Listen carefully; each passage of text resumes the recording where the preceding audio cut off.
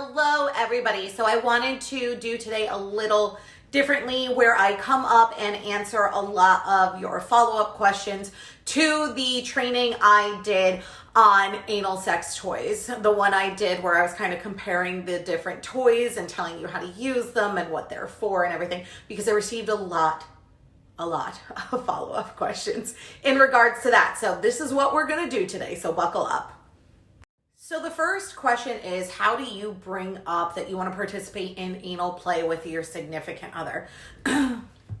Anytime you bring up a conversation that has to do with sexual interests and or experimentation, know that people have their own preconceived notions that they're bringing to the table, right? Society tells us one way to think about sex. So for example, when we look at anal sex in general, society says that if a vulva owner participates in anal sex, she's a dirty slut and a whore. If a penis owner participates in any type of anal play, it means that he's not a real man and that he is gay and must like other men. Neither of which are true at all. But this is what society tells us when it comes to anal sex.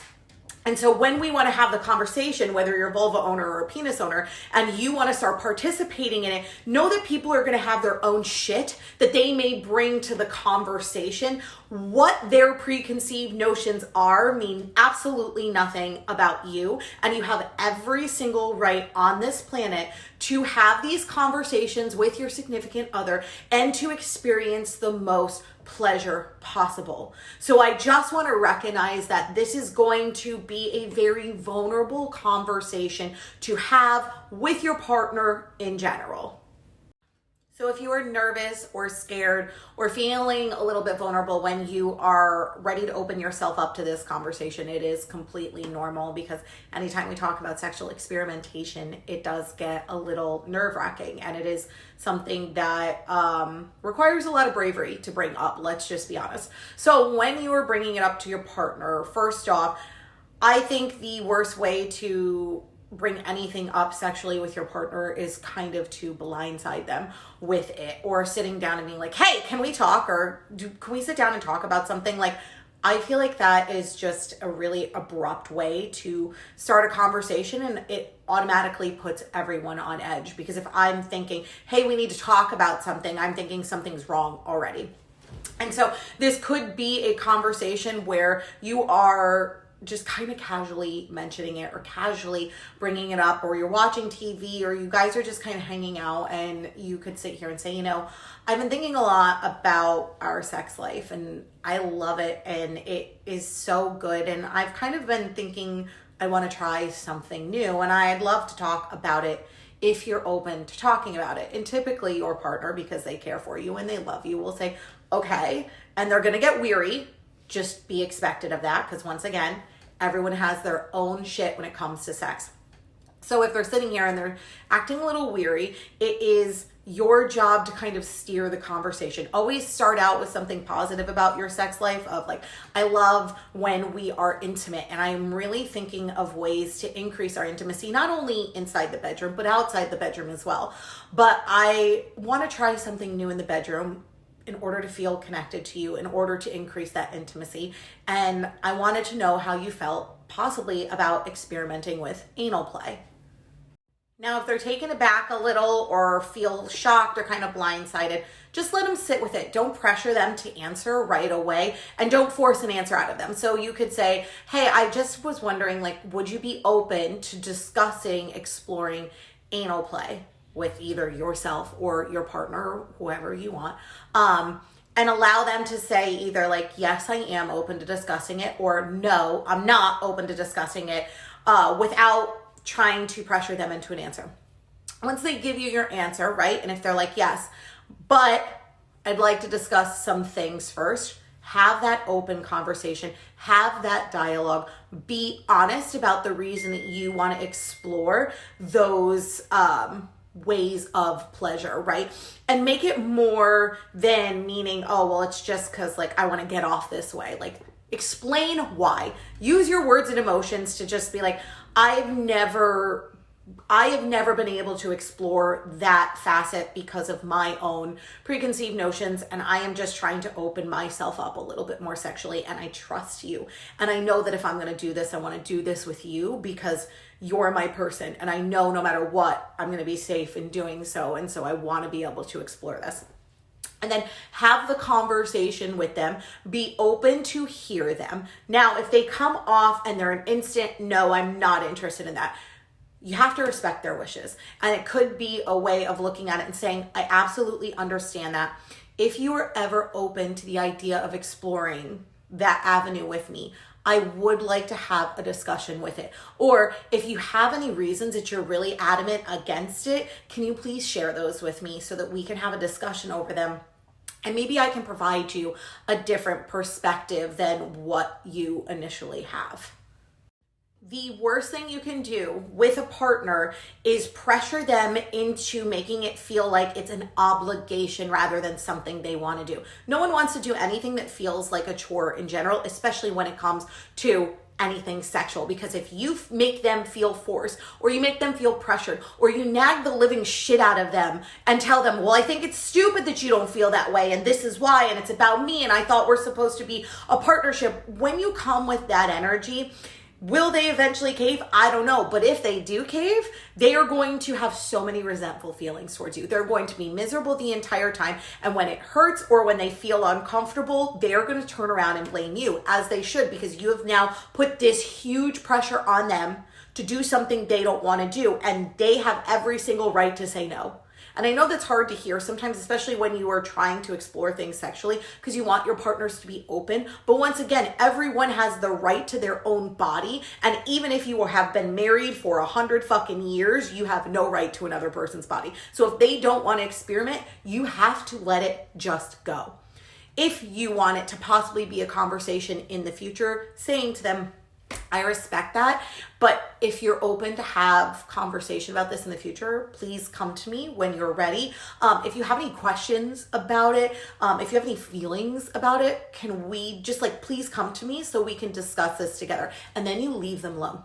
You let them process the information on their own. You let them sit with it. You let them, just let them be.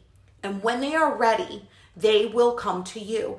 And if you just sit back, let them process, let them take space, let them go through their own emotions and their own ideas and perceptions on it, they may come back to you willing to talk and or negotiate in a way.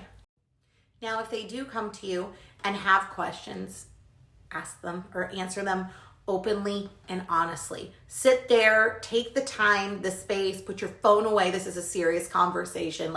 Don't be doing this while watching TV. Sit down and just hold space for each other and say to them, okay, what is bothering you about it, right? What don't you like about it? Are there any ideas that just are what's making you feel uncomfortable about it? Are there aspects of it that you would consider doing? So maybe if you are a penis owner and your vulva owner partner is not interested in pegging you or is not interested in anal play, you could ask why, and then kind of dig a little further in that and be okay, well, if you're not interested in it, I understand. I may choose to explore it on my own through solo play, right? Self-pleasure, masturbation, which you have the right to do as well. And just let them know that if you ever want to reconsider this, I'm here to always have this conversation. And if it's not something you ever want to consider, I respect your decision to do so.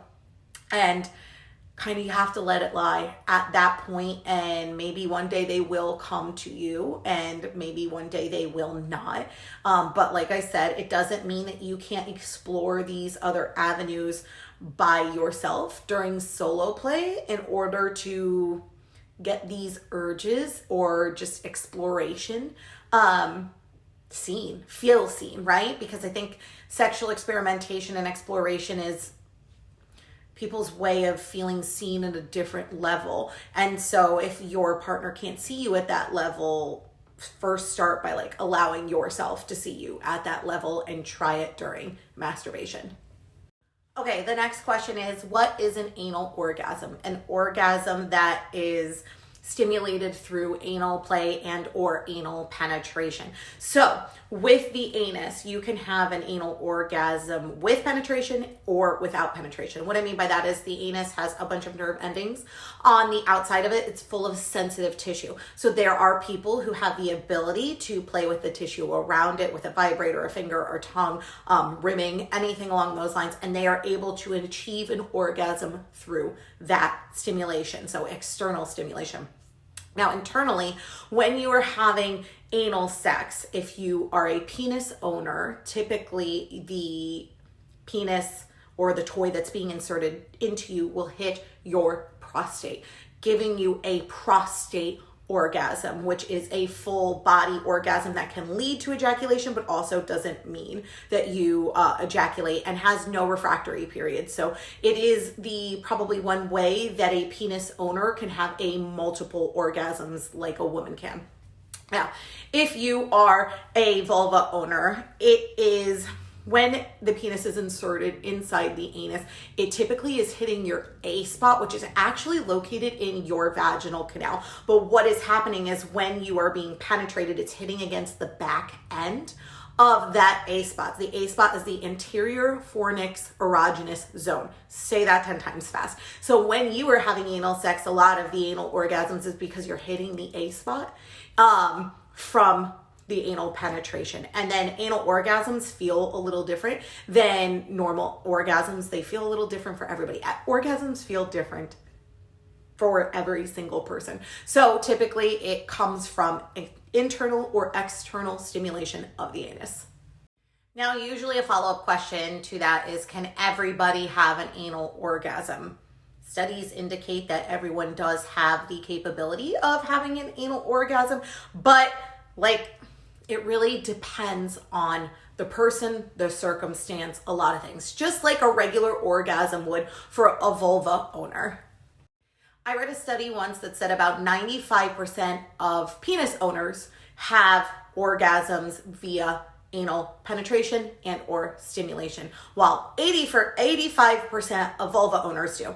However, when I read that study and then I started talking about that study, I had so many vulva owners who were messaging me saying 85% seems really, really high. So I don't know, right? Studies can be inconclusive. Studies have so many different variables and factors that come with them. But I think everybody has the ability to have an orgasm from one of their many erogenous zones when they feel the safest with their partner, when they are able to relax, when they are doing something because they genuinely want to do it, right? And what I mean by that is kind of touching back on what we spoke about before.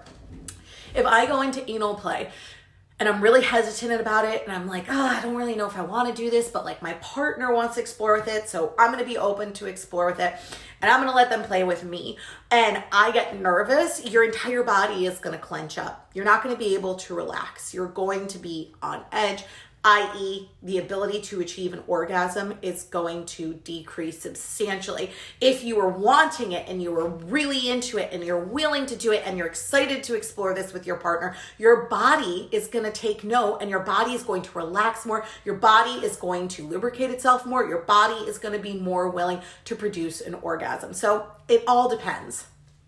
All right, so let's discuss anal prep, because first and foremost, you have to recognize something. You can do all the prep work and I will give you steps and tips and information on the prep work, but sometimes shit happens. Literally in this sense, not figuratively, literally. You are having sex with a part of the body that's main function is to rid waste from your body. So your partner can clean themselves. Your partner can do all of the prep steps. They can listen to all of the things, and there may still be shit that happens during it. Whether it is a small amount of residue or accidents, it is something that definitely has the possibility of happening during anal penetration, mostly. Not as much during anal stimulation if you're doing it externally. Definitely with anal penetration. So you have to be aware of that, cognizant of that, and you've got to be okay with that in order to explore this avenue. Now, if you do the prep work ahead of time, are you going to decrease the chances of that happening? Absolutely. 110%. If you don't do any of the prep work, are the chances of you shitting going to dramatically increase? Absolutely, right? So you can do all of the prep work and still things may happen. This is why you want to make sure that you're in a safe environment when doing this, and you want to make sure that both partners are extremely educated on this fact so that no one feels embarrassed, because it's not something to be embarrassed about. If you're both educated, you know what's going on, you know it's a possibility, then if it happens, you can treat it and just be done with it. And no one has to feel ashamed, no one has to feel embarrassed, no one has to feel any of that stuff, because you are both aware of what can happen. So now that we've had that discussion and you are now more educated and more aware of the situation, let's talk about ways to decrease that actually happening. So ways to prep for anal sex. Number one, you want to have a bowel movement the day of anal sex, if not within 24 hours of anal sex and or penetration. This is going to decrease the likelihood of anything coming out during withdrawal. There we go. When you withdraw the toy and or the penis. Number two, there is a debate, douche or not to douche. Honestly, it is up to you. Douching can clean out the excess, residue that is in the anus, but also when you douche, you're wiping good bacteria out of you as well. So it really depends on if you want to do it, your personal preference. There we go. So communicate that, ask your partner how they feel about that, ask yourself how you feel about that. That is a complete thing that you need to decide. And a lot of people are on both sides of the fences in the sex education world, where there are people who are adamant saying you have to douche, and there are people who say, no, you don't. Just make sure that you've had a bowel movement and clean yourself, like in the shower or anything, the best of your ability with wipes, anything along those lines. Avoid any type of gaseous food and or any type of food that's going to be spicy and or can play a role in your stomach. Think about why, right? If you're going to go eat a chili cheese dog and then you're going to have anal sex 2 hours later, like that could not be good. So you want to make sure that before you are having anal sex, you're not eating a lot of foods that are heavy or fatty or gaseous. So eat mild foods, nothing that'll upset your stomach. Some people will avoid eating in general beforehand, just to ensure decrease the likelihood of anything upsetting their stomach. Other things that you are going to want to have handy during the session, just in case. You're going to want to have towels, wipes, Kleenex, something along those lines, so that if something does happen, you are able to clean it without making anyone feel awkward or embarrassed, because once again, it happens. So let's not make our partner feel embarrassed about it. We're both educated adults. So make sure that you have some type of something to clean up just in case it happens. Make sure you have plenty of lubricant. Water-based lubricant and or silicone-based lubricants work best during anal. Water-based lubricants are best if you are using toys and or have sensitive skin. Silicone are best if you are just using plain penile penetration. Because silicone will ruin silicone toys, but silicone lubricant tends to be a bit more slick and sticky and longer lasting. So you may need to reapply lube as well during anal play and or anal sex. Wherever you think is enough lube is typically not. Never use your own lubrication by itself. Spit is not lubrication, gentlemen. I always get that question from men. Is spit enough? No, spit's not enough, bro. Lubrication, so water-based lubricant or a silicone-based lubricant are going to work best. Water-based is safe with condom use. Silicone, I'm blanking. It might not be. Just Google it. You'll be able to find out if it is or not. And I'm just going to state this as a cautionary tale because I get some people who be like, yeah, give me a few glasses of wine and I'll try anal. Y'all do not try anal after drinking. Just logically think of what happens. Yes, your body relaxes because of the alcohol. So it may make insertion easier because you are more relaxed But what can also happen, your body becomes so relaxed during that when you pull out or withdraw, it is an increased likelihood that you are going to have an accident, because alcohol in general runs through your system super easily. It makes people gassy. It makes people feel, bloated and gross. And so there is going to be an increased likelihood of accidents happening if you are drinking prior to doing this. So don't think to yourself, oh, well, I'm a little nervous. I'm going to have a half a bottle of wine, or I'm going to have a few beers before I let my wife peg me. Just don't do it sober, so that you are also equipped to handle what happens if there are accidents. Just had to add that piece of information. Okay, so let's address this question. You've been participating in pegging with your partner. He did not do the necessary prep work, i.e. accidents happen. And now you're trying to talk to him about cleaning himself beforehand, and he won't do it. This is where we need to have the discussions of boundaries and non-negotiables during sexual acts, because when you are experimenting sexually with a partner, you should always have open conversations about your limits and or boundaries and or safe words, so that everyone is safe and feels comfortable and enjoys doing what they're doing. Now, if you participated in pegging with him and an accident happened and it was no one's fault, right? Maybe he didn't do the prep work, maybe he didn't know, whatever. Once again, shit happens.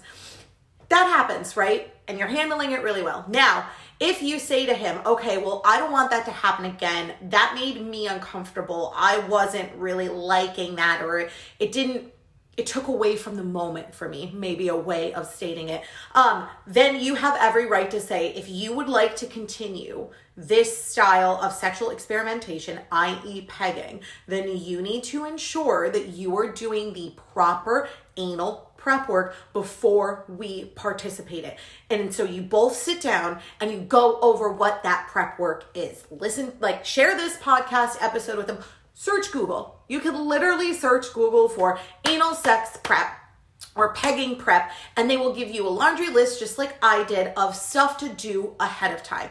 Now, on the day of, you could say, okay, so we're doing this. Have you followed through with the prep work like we discussed? Now that you've set the boundary of, if we are going to experiment with this type of sexual stimulation, you need to put the effort in to do the prep work ahead of time. And that person then the day of says, oh, well, I forgot, or I didn't do it. Then you have every fucking right to be like, well, then we're not doing it anymore, because both partners' level of comfort need to be matching and need to be there in order for it to be an enjoyable experience for everyone. So sitting there and saying to him, you need to do this if you want to continue experimenting that way. And he should have enough respect for you and himself in order to do that for both of you. And if he cannot put the effort forward to make you comfortable during that by doing the necessary prep work, then it's your right to say, I'm not doing it. And this is why boundaries are so fucking important, because no one should be made to feel uncomfortable and or unclean and or being freaked out about it the entire time. Because in your head, if you're thinking, oh my God, did he do the prep work? He said he didn't, or he said he did, and I don't know if I believe him, then you're completely pulled the fuck out of the moment, and it's not going to be enjoyable to you, and that's not fair either. So it needs to be this conversation of, here are my boundaries when it comes to pegging, and if you want to participate in this, these are the steps that you're going to have to follow, and this is why. I don't want another accident to happen again. I completely understand it happened the first time. We both weren't prepared for it. And I understand that you keep saying that you're not going to let it happen again, but we're going to ensure that it does not happen again, because we are going to sit down and educate ourselves on the steps that we need to take in order to make sure that you are cleaned out before we do this. And if your partner says something like, well, I already know the prep work, I don't need to sit down and go over it with you, you have every right to say, yes, you do. If you want to continue this, we're going to go over this together so that we are both on the same page with this, because this is important. And this applies to anything sexual. If you were going to try anything new, like hair pulling, dirty talk, choking, any type of kink, BDSM, being tied up, whatever it is, it needs to be a discussion of, if we're going to try this, these are the boundaries that we need to have beforehand, and everyone needs to be on the same page with these boundaries, and everyone needs to feel respected.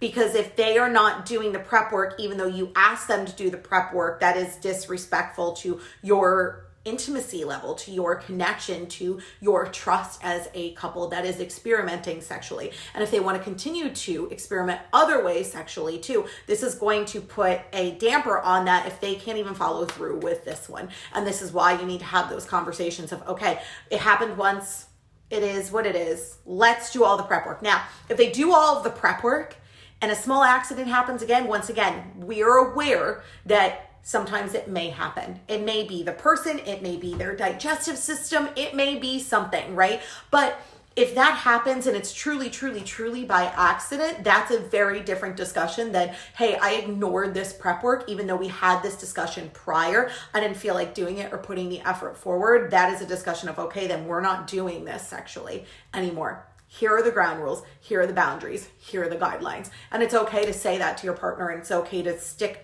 up for yourself in regards to that, because it's about you both enjoying the experience together. I think, and I believe, and this is my personal opinion, that sex can be so unbelievably intimate.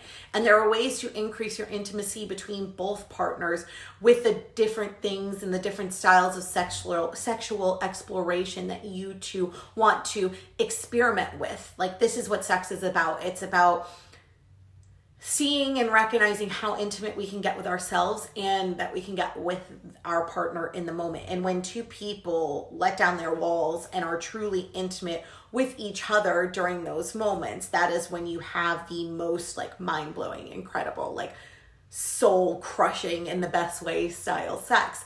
But in order for that to happen, we all need to communicate with our partners about what works, what doesn't, what we have space for, what we do not, what are non-negotiables. Like, how do we make each other feel so safe that in this moment, that if something does happen, right? If someone by accident shits, if someone queefs, because that's a big thing too. Like, it happens, it's air, it's up there. Like, it happens. It's a experience where no one feels embarrassed, no one feels ashamed. Both of you are just like, all right, let's keep rolling with it. It's a body, right? Bodies make noises, bodies do things. And if you trust your partner and you've created this level of safety and connection and trust with them, it's more about, okay, this happened. Let's just clean it up. Let's just get it over. Let's just let it go and let's keep going. And that requires a lot of communication and conversations, and a lot of people don't realize that. Like, to truly let your walls down with someone sexually, you need to be able to feel safe that if something happens like that, they're not going to judge you, or they're just going to brush it off and they're going to keep rolling. And you need to talk about that. And let's be real here, sex is filthy. Like, I'm not trying to make it seem dirty, because it's not dirty and it's not filthy in the way of like, oh, it's gross. It is, hey, we are two people entwined literally within each other. We are going to be sweating. There is going to be fluids. Things are going to happen. It is about feeling safe and comfortable enough with one person to get fucking filthy and to embrace that and love that, because it's a level of intimacy you're reaching with that other person. And that's what matters. It's connection. It's all of that. And so hopefully this Q&A helped answer your follow-up questions. I think that's all I received about the anal training I did the other day. As always, if you have any follow-up questions, you can always message me here. You can message me on freaking Instagram, Facebook, any of my platforms. You can go to www.smexed.com. If you scroll down underneath the latest issue, we have an Ask the Writers of Smexed Ed little landing page. Click on there. You can submit your question at any time on that page. And I always highly suggest doing it there, because I tend to screenshot when people message me, and guess what? Those screenshots get lost, and it's not my fault. It's just, I get a lot of fucking messages every single day. And so when you submit it through SMEX Ed, it actually keeps a record of every single question we've answered and haven't answered, and it increases your likelihood of your question getting answered. So make sure that you go on there to submit your questions if you have any. And yeah, I hope this helped. As always, if you have any more questions, reach out, and I will see you tomorrow.